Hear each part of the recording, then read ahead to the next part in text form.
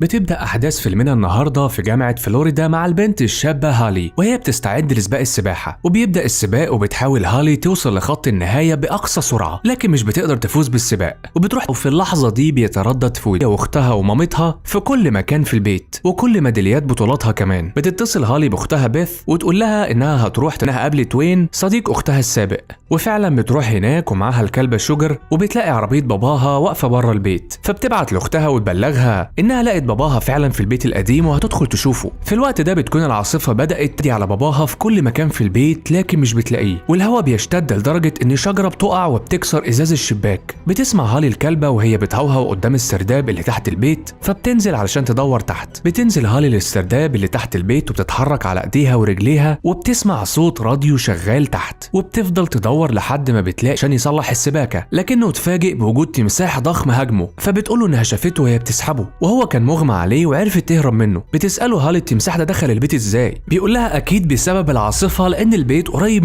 منها وحاول يسحبه علشان ياكله لكنه عرف يهرب منه قبل ما يغمى عليه. بتسمع هالي تليفونها بيرن وبيحاول ابوها يمنعها من انها تروح تجيبه، دي على باباها من بعيد تطمنه عليها. بتحاول تربط الجرح اللي في رجليها، وفي الوقت ده المية بتبدأ تزيد في المكان، وبنسمع مذيع الراديو بيقول ان في فيضان قوي على وشك الوصول وعلى الجميع تجنب الاماكن المنخفضة. وفعلا بيحصل فيضان في البحيرة وبتتحول المنطقة كلها لبحيرة تماسيح. بتبدأ هالي تتحرك علشان تلاقي اي فتحة تشوف منها ايه اللي بيحصل بره، وهو بيصرخ من الألم. المية بتبدأ تزيد في المكان وهالي بتوصل لفتحة بتشوف منها شابين وبنت طالعين من البنزينة بعد ما سرقوا الخزنة بتاعتها، وكان معاهم قارب صغير بيتحركوا بيه في وسط المية اللي ملت الشوارع. ولما واحد منهم بيشوف الضوء اللي طالع من الكشاف بتاع هالي بيقرب منها، وفي اللحظة دي التماسيح بتهجم عليهم هما التلاتة وبياكلوهم، وهالي طبعا بتكون مرعوبة من المنظر. وفي الوقت ده ديف بينام لحد ما قدرت تكسر الرقم اللي عملته اختها، وبعد كده بيتكلموا وبيبدأ يسأل عن والدتها، وما كانش بيروح لهالي في التدريبات وبطل يدعمها ويشجعها بعد ما كان المدرب بتاعها. وبيعترف ديف انه كان اناني وانه ما كانش يعرف انها بتحبه ومفتقداه للدرجة دي. ديف وهالي بيحطوا خطة انها تتحرك ناحية السلالم وهو يروح ناحية المواسير ويستخدم جاروف ويبدأ يخبط على المواسير علشان التماسيح تروح ناحيته، وبيفضل يضرب وهالي تسبح بسرعة كبيرة وبيقدر فبتحضنه وهي بتعيط. وبتطلع هالي وديف من البيت وبيلاقوا كل العربيات غرقانة تحت المية، وبيبدأوا يتحركوا بحرص ومعاهم شوجر والتماسيح بتتحرك حواليهم فبيقفوا ثابتين. ديف بيشوف القارب اللي كان مع الثلاث شباب اللي اكلتهم التماسيح وبيقول لهالي ان الحل انها تعوم لحد القارب، وبيقول لها انها بطلة وانها اسرع منهم وفي بصعوبة، وبتطلب فعلا. ديف بيولع لعبة نارية علشان يشوف بيها وبيقدر ينقذ شوجر، لكن بيهاجمه تمساح ضخم ويعضه من دراعه، ولما نجح انها تحبس التمساح في الحمام ديف بيربط ايده وبيطلع على السلم ومعاه الكلبة شوجر، وبيطلع الدور اللي فوق وبتحصله هالي، وهناك ديف عاوز يبيعه لان هو ده البيت اللي اجتمعوا تحت سقفه كعيلة واحدة، لكن بيقربوا منهم علشان ينقذوهم. وبكده ينتهي فيلمنا النهارده. ما تنساش تشترك في القناة لو ما اشتركتش، وفعل الجرس علشان يوصلك كل جديد، واعمل لايك للفيديو لو عجبك.